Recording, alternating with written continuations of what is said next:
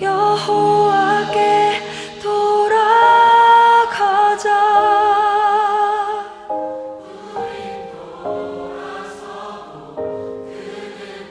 사랑하는 행복한 교회 성도 여러분, 이 영상을 보시는 하나님 나라의 귀한 자녀 여러분, 오늘은 2021년 9월 16일 목요일입니다.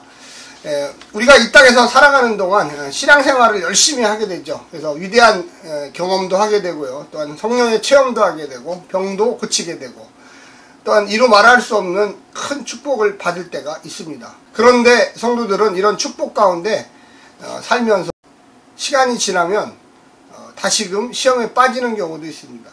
하나님의 놀라운 축복을 받았는데 왜 금세 잊어버리고 다시금 시련의 시간 속으로 들어갈까요? 또한 주님을 버리게 되는 상황을 연출될까요? 우리의 인간의 마음속에는 하나님의 축복은 전적으로 바라지만 작은 시련만 와도 두렵고 떨리고 또 하나님을 의지하지 않는 경향들이 발생합니다.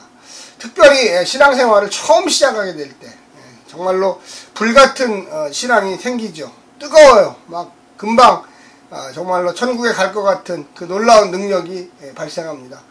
그런데 작은 사단의 시험만 와도 우리는 무릎 꿇게 되고요. 또 하나님이 주시는 이 테스트 시간이 되면 더욱더 우리의 신앙이 없음을 고백하게 됩니다. 그때 하나님의 전적인 은혜를 다시금 구하게 되고요. 하나님은 우리 성도들의 그 믿음 없음을 탓하지 아니하시고 그 연약함을 탓하지 아니하시고 이제 막 신앙생활을 시작했구나, 너가 더 연단받고 더 훈련받아 하나님의 귀한 자녀되라고 이야기하십니다. 오늘 본문 출애굽기 15장 22절부터 27절의 말씀을 듣고 다시 오겠습니다.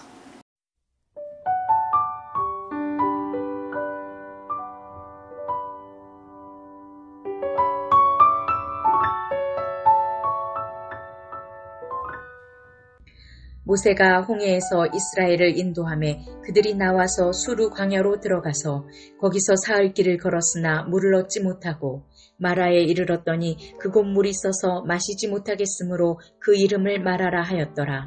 백성이 모세에게 원망하여 이르되 우리가 무엇을 마실까 하매 모세가 여호와께 부르짖었더니 여호와께서 그에게 한 나무를 가르치시니 그가 물에 던지니 물이 달게 되었더라.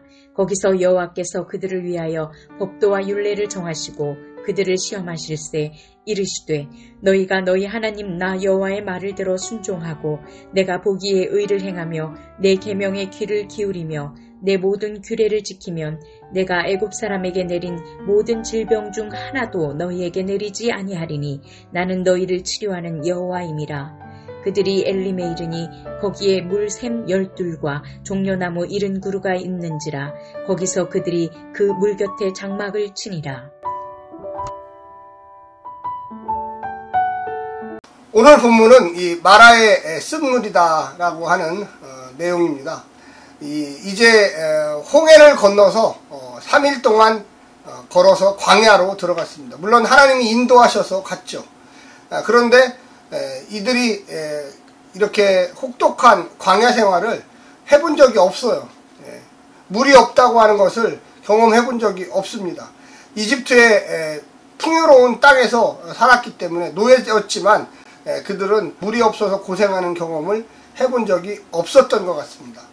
그러다가 이렇게 이 200만이라고 하는 거대한 인구들이 광야를 향하여 나아갈 때에 심각하게 물 부족 현상이 벌어졌습니다.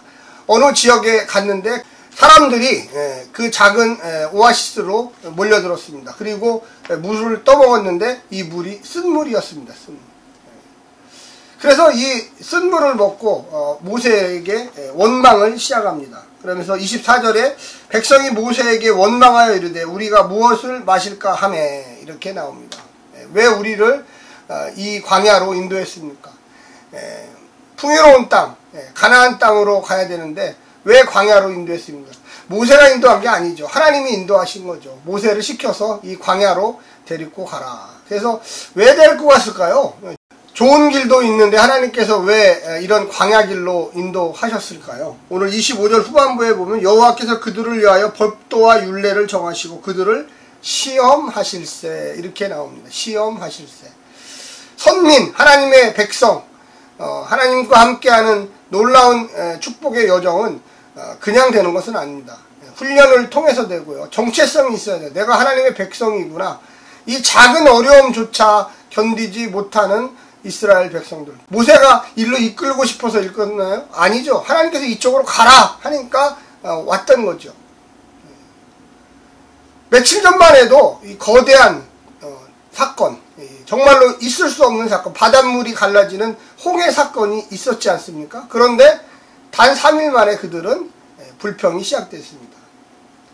작은 위기도 넘어서지 못했어요. 하나님께서 그 거대한 바닷물을 말리시고 그곳에 자기의 적들을 모두 다 수장시켰다라는 그 생각을 다 잊어버렸던 것이죠. 당장 물이 없다니까, 갈증이 생기니까, 물을 먹어보니까 쓴 물이었어요. 그래서 이 마라라는 뜻 자체가 완고하고 반역하고 반항하다라는 뜻이에요. 반항의 시작이에요. 하나님은 이거를 테스트, 시험이라고 규정하셨던 거죠. 그들에게 율례와 법도를 통하여 새로운 정체성을 형성하고 하나님 나라의 백성으로서의 삶의 원리들을 가르쳐 주기를 원했습니다. 26절에 말씀하시기를 이르시되 너희가 너희 하나님 나 여호와의 말을 들어 순종하고 내가 보기에 의를 행하며 내 계명에 귀를 기울이며 내 모든 규례를 지키면 내가 애굽 사람에게 내린 모든 질병 중 하나 너희에게 내리지 아니하리니 나는 너희를 치료하는 여호와임이라. 너희의 문제를 해결해 주는 야훼 하나님이다. 주님이시다. 이렇게 이야기하고 있습니다. 너희들에게 열장을 내리지 않겠다. 순종하면, 말씀을 잘 들으면, 의를 행하면 우리가 이 말씀에 귀를 기울여야 됩니다. 많은 분들이 교회만 나오면 다 해결되는 줄 알아요. 아닙니다. 이제 세상의 가치관을 버려야 돼요. 하나님을 전적으로 의지해야 돼요. 과거에는 인간의 권모술수를 썼다면 이제부터는 하나님의 말씀에 귀 기울여서 하나님의 의를 행하고 정직하고 평화를 추구하고 하나님의 가치관을 형성해서 살아가기를 원하는 거죠. 그러면 내가 너에게 복을 주리라. 세상 사람들에게 내렸던 그 심판의 열재앙을 내리지 아니하리라. 이집트 사람들을 모두 다 바다에 수장시켰던 그와 같은 일은 없을 것이다. 그리고 나서 주님이 치료의 하나님임을 보여줍니다. 그곳에서 나무 한 가지를 꺾어서 마라에 있는 그 쓴물에 집어 던져라. 하나님 말씀하셔서 모세가 그 주변에 있는 나무를 잘라 그곳으로 던졌습니다. 그랬더니 쓴물이 단물이 되었어요. 거기 보면 25절에 모세가 여호와께 부르짖었더니 여호와께서 그에게 한 나무를 가리키시니 그가 물에 던지니 물이 달게 되었더라. 달게 되었더라. 하나님은 당장 치료의 역사를 보내주셨어요. 하나님은 당장 그들에게 야 봐라 이 쓴물이 단물이 되지 않았느냐 이렇게 이야기하고 있는 것입니다. 사랑하는 성도 여러분, 우리가 누구를 원망하고 불평하고 왜 목사님 이렇게 하세요? 왜 권사님 이렇게 하세요? 왜 장로님은 나하고 생각이 달라? 이런 불평불만의 그 입에는 하나님이 책임을 물으실 겁니다. 그것보다는 하나님께 직접 이야기하세요. 하나님, 우리가 이런 어려운 상황에 처해 있습니다. 하나님, 우리를 치료해 주세요. 고쳐 주세요. 할렐루야. 누구를 원망하고 남 탓하는 그런 신앙은 항상 문제만을 일으킵니다. 해결점은 없어요.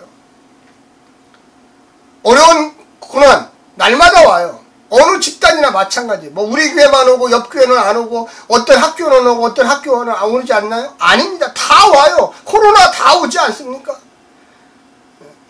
그때 하나님 우리를 치료해 주세요. 우리를 건져 주세요. 합심해서 기도하고 그 뜻과 의미와 지혜를 달라고 기도해야 됩니다. 그리고 주님은 풍성히 다시금 채워주십니다.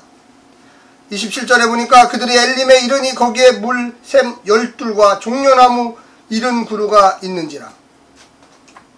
우리는 기억해야 합니다. 우리는 그저 하나님이 치료해 주시는 정도로 끝나는 게 아니라 쓴물이 단물 되게만 하는 게 아니라 풍요로움. 샘물이 이 오아시스가 12개나 있는 거예요. 거기에 70그루의 나무들이 있는 거예요. 풍성하게 쉴 수 있는. 누구든지 와서 물을 먹을 수 있는 우리 그리스도인의 삶이 그런 것입니다. 나만 잘 먹고 나만 풍성하고, 아니요. 내 가족과 이웃과 교회 성도들과 내가 아는 모든 사람들이 나를 통하여 하나님께서 주시는 복을 풍성하게 누리는 것이죠. 엘림의 축복이 우리 성도들에게 모두 다 있기를 원합니다. 불평, 불만, 마라의 쓴물, 그 불평, 불만하는 그 사람에게 하나님이 치료하는 하나님으로 나타나기를 간절히 원합니다. 불평, 불만하지 마십시오. 그것보다는 어려움과 고통이 있으면 우리 같이 기도하자. 하나님께 매달리자. 연대의 힘으로 나아가야 돼. 입이 삐뚤어졌어도 말은 바로 하라고 했습니다. 사람에게 아무리 그 책임을 돌려도 소용이 없어요. 하나님! 우리 가운데, 우리 공동체 가운데 함께 해주십시오. 우리 집에 함께 해주십시오. 이렇게 기도하시기를 간절히 부탁드립니다. 샬롬.